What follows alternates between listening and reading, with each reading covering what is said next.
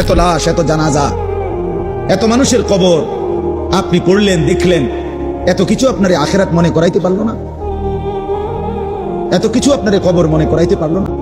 আস্তাগফির। আহা, আপনি তো বড় পাষাণ, আপনি তো বড় শক্ত মানুষ। আল্লাহ মাফ করে দেন। একটা নারী দরকার, এই তো না? নারীর প্রতি আগ্রহ আছে, মহব্বত আছে, আকর্ষণ আছে, ভালো কথা। এটা পূরণের জন্য আল্লাহ স্ত্রী যথোপযুক্ত সময়ে ইন্তজাম করেছে। মানুষ এক নিঃশ্বাস পানি সময়ের আগে পান করতে পারে না। কথা বোঝেন? কত জায়গায় আমগো তুমি, কত জায়গায় কত বাত রান্দাত হয়, সারা দিন বয়ান কইরাও আমি অনেক সময় আছে হোটেলে গিয়ে ভাত খেয়েছি, সময় মিলাই পারছি না। তো তাহলে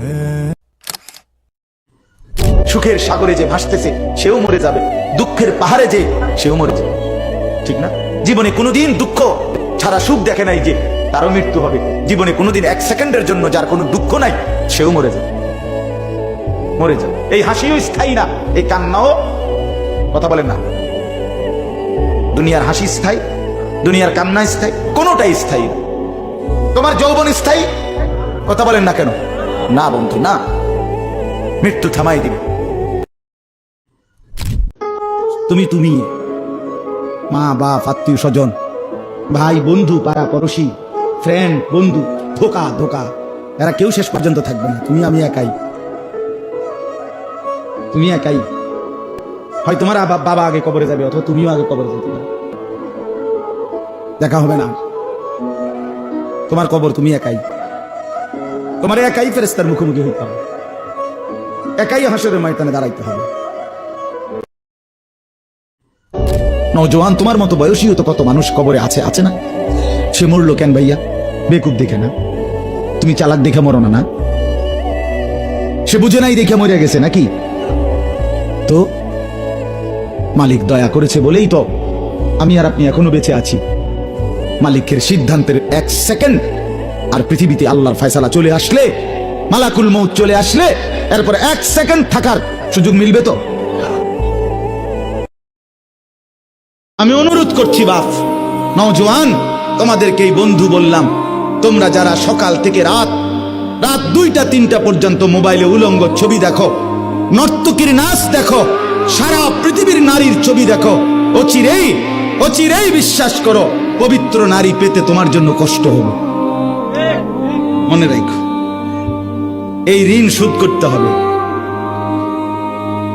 হ্যাঁ, তখন বুঝবা ভাইয়া, এমনি মানুষের বেডি সাউন্ড আর ঘরের বেডি যদি অসৎ হয়, তখন টের পাইবা দুনিয়া কারে কয় আর জাহান্নাম কারে কয়। কবরের কথা তাইলে আর মনে পড়বে না, আল্লাহর স্মরণ তাইলে আর আসবে না, গুনাহ আর ছাড়বা না তাইলে।